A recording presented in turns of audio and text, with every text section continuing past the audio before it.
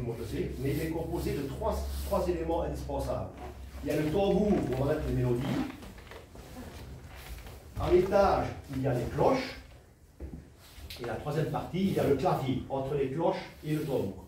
Donc à l'étage, on verra le clavier, et à l'étage plus haut, on verra les cloches. Aujourd'hui, on a l'Esprit Saint parmi nous, on a le privilège, vous avez le privilège aussi, d'avoir l'Esprit Saint parmi nous, qui joue magnifiquement bien au-dessus. Donc c'est deux personnes qui viennent de Bonn, en Allemagne, qui avaient demandé pour venir faire une visite également. Ce sont des carillonneurs, tous les deux attitrés, et reconnus, et ce sont des personnes qui ont fait tous les deux 4 ans d'études de carillon en Hollande. Donc, si vous les voyez, là, vous avez la chance de vous entendre jouer. Je n'ai pas leur niveau au niveau musical, et ça fait plaisir de rencontrer justement à cette occasion des gens d'un tel niveau, d'une telle forme. Donc voilà, je vais dire à ces personnes-là, vous venez un petit peu avant, comme ça vous pouvez jouer pendant que les gens sont ici, sauf en quart d'heure, à la demi-heure, à quart d'heure. Ah oui, sinon ça va.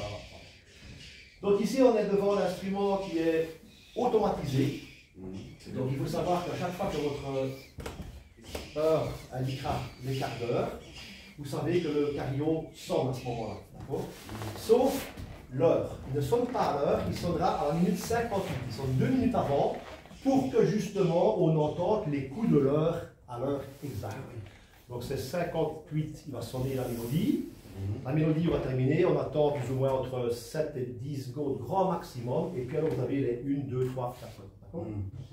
Le carillon auparavant sonnait en permanence, ne s'arrêtait pas, 24 heures sur 24, et puis nous avons eu des touristes qui étaient un petit peu dérangés et qui ont demandé pour ne plus avoir la musique du carillon la nuit parce qu'ils ne savaient pas dormir.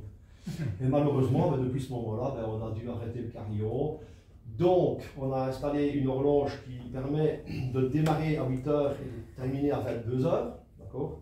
Donc, si vous promenez à Malmedy, vous entendez le carillon pendant ces heures-là, c'est tout à fait normal. Mais si vous ne l'entendez pas, c'est que je suis ici en haut et que je répare simplement l'instrument. Le cylindre, ici que vous voyez, c'est un cylindre de bronze, laiton, qui a été fondu par un verrier-toit qui s'appelle Gilles-Joseph Lejon. Il est né en 1761, oui. Et à l'âge de 25 ans, il a réalisé ce tambour. À 25 ans, demander à un jeune maintenant de réaliser 9000 trous dans un cylindre carré à la main, je pense qu'il va falloir pas le ranger. Donc, pour vous dire, à l'époque, le caractère qu'il fallait avoir et la passion pour un instrument, c'est quelque chose. Joseph Gilles Lejon. Là, regardez, pour l'écriture, vous voyez bien ici. G. Gilles Lejon, que c'est écrit, je peux pas clamer ici. Vous voyez, G. Gilles Lejon. Et alors, mon rôle ici, c'est d'installer bien sûr les mélodies. Et pour installer les mélodies, il existe des chevilles qui viennent se mettre dans le tambour. Donc vous avez ici, 8 types de chevilles différentes. Oui. Elles sont numérotées de 1 à 8. Si vous regardez bien, elles sont numérotées ici. Oui, tout en haut. Oui. Et si vous regardez bien, l'alignement est chaque fois décalé. Il y a un décalage. Le décalage est dû au déplacement du cylindre, bien sûr, qui se permet de tourner donc à une vitesse bien définie. On ne sait pas la modifier. Donc, en fonction de la vitesse, on doit savoir si on met la première, deuxième, troisième ou huitième cheville. D'accord ? C'est pour ça qu'elles ont des numéros. Le problème, c'est que ces chevilles-là, maintenant, on n'en trouve plus, on n'en fait plus, on n'en confectionne plus. Parce que l'arrière, je crois que Charles est bien au courant, c'est un filet temps. Donc ça, ça devient difficile, ça existe toujours, mais le travail ici est fait à la main. C'est un travail manuel. Et trouver les chevilles comme ça devient rare. Le problème, c'est qu'elles me cassent chaque jour, il y en a qui cassent. Donc ça devient limite. Donc je ne sais plus faire ce que je veux comme mélodie. Je ne sais plus me permettre parfois de faire jouer certaines cloches non plus parce que l'instrument aurait besoin d'être restauré. Donc c'est un gros travail, un gros chantier. Surtout au niveau du carillon. Le côté ici, tout ce qui est mécanique, est automatisé. Il est en pratiquement bon état. Vous voyez que le cylindre, il reluit pour l'instant, il est assez blanquant. Donc je l'ai reponcé, j'ai tout reponcé. J'ai poncé les 3 quarts quand j'ai remplacé l'heure. Et lorsque je remplacerai le quart d'heure, demi-heure, trois quarts d'heure, je reposerai la dernière partie. C'est un travail titanesque parce que, imaginez-vous ici, je n'ai pas dévié, je n'ai rien, donc il faut vraiment faire tout avec les conditions du monde. Donc j'ai tout posé, et pour le garder intact comme ça, j'ai directement mis une protection dessus, donc j'ai mis un vernis pour le protéger, pour qu'on puisse garder au moins cet effet-là, et garder la précision du cylindre. Maintenant, il y a un problème de tassement au niveau de l'axe, parce qu'à force de tourner des milliers de fois, il y a un léger tassement, et c'est une personne de Ligneville qui n'a pas tellement longtemps avait remplacé un nouvel axe, une partie d'axe en laiton. Et maintenant, je commence à rencontrer à nouveau le même problème. Donc, la personne vit toujours, mais il faut que je sache qui c'est. Quand on est à l'hôtel du Moulin, à main droite, il y a une rue là, à la droite, et il y a un certain Yves ou Yvan, et Yves Piron, c'est celui qui a les turbines. Hein. Ce serait normalement Louis. Il fait le village. Donc, je ne le connais pas, mais c'est de la famille, quoi.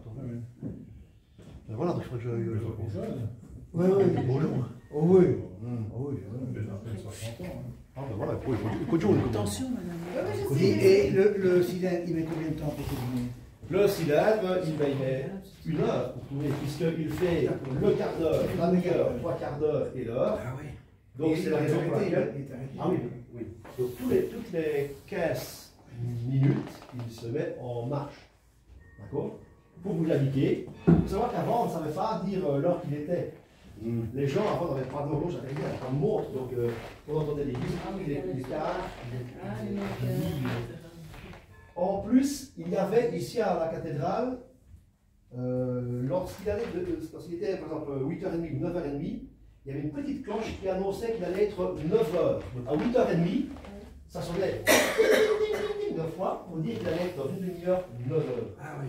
Et puis ça a été supprimé, mais ça fait partie de l'histoire du carillon et des cloches de vendredi également. Donc je reviens à Gilles Lejon. C'est un verditeur qui a fait ce travail remarquable. Et les cloches, par contre, ont été fondues par un certain Martin Legros. Les personnes qui sont de la région de Malmedy doivent certainement connaître la rue Martin Legros, qui se trouve à Malmedy. Donc c'est qui? Martin Legros, c'est un jeune orphelin, à l'âge de 14 ans, il est orphelin. Il a été travaillé au Prince-Évêque à Liège, chez les moines, et il a été repéré par un moine malmédien. Il a été le trouvé, il a dit écoute un peu, tu vas venir avec moi à Malmedy, je vais te donner une fabrique de fonderie, tu auras toi à ta disposition et tu vas venir fondre des cloches à Malmedy. Ce gamin de 14 ans est venu avec ce moine-là, donc il a été nourri, logé, et il a réalisé ce travail-là. Et Martin Legros était relativement doué pour la façon de mouler. De fondre l'alliage, et c'est cette particularité qui permettait de donner un son un peu argentin, cristallin, comme on dirait maintenant, aux cloches. Donc les cloches ont la particularité d'avoir ce son vraiment scintillant et qui est reconnu dans beaucoup de passionnés de cloches dans l'ordre de campanière de Belgique. Il y a des gens qui viennent de Hollande même pour entendre sonner les cloches. Il y a bien sûr une taille par cloche. Chaque cloche a été fondue séparément, donc le do dièse, ré. Imaginez-vous le nombre de travail qu'il faut. C'est de la terre glaise qui est moulée sur un axe, et alors on moule jusqu'à ce qu'on trouve la contre-cloche, puis la fausse cloche, comme on dit. Et puis alors tout est moulé par après. On démoule et puis ça s'ajuste par l'intérieur avec un système de fraises. Ah, c'est comme ça qu'on fait le timbre. Oui, tout à fait. Chaque cloche a sa note approximative, mais alors au moment où on la fraise, il y a un échauffement de la note. S'il y a un échauffement trop important, il faut arrêter, on laisse refroidir, on réécoute le la. Je dis le la parce que voilà, je donne un exemple. Mais on essaye, et puis on laisse refroidir. Lorsque la cloche a repris sa température initiale, on recommence, ting, et puis on refraise à l'intérieur. Mais c'est de l'intérieur qu'une cloche est fraisée. Parce que, si vous regardez bien partout, donc les cloches à l'extérieur sont décoratives. Il y a souvent une belle décoration, il y a un rinceau de feuilles, il y a parfois une sainte ou un saint qui a été gravé, sculpté à l'intérieur. Donc c'est en fonction de l'intérieur que l'on ajuste les cloches. J'ai eu la visite un jour d'un Hollandais qui m'a dit, avec son accent néerlandais, Monsieur arrivant, il dit, je vais vous donner un conseil. Je lui dis, oui, j'aime bien les conseils. Ne touchez jamais à ces cloches. Je dis, j'en ai pas l'intention. C'est surtout pour garder et essayer de transmettre l'instrument le plus longtemps possible. Parce qu'il s'est rendu compte de la justesse des cloches. Oui, c'est vrai qu'il y a au niveau de la justesse, il y a peut-être un commun de différence ou pas.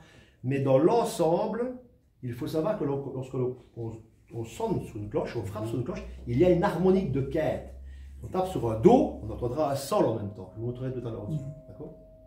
Pour le moment, si on tape sur une cloche avec un marteau à l'extérieur, vous entendez le son supérieur et le son inférieur.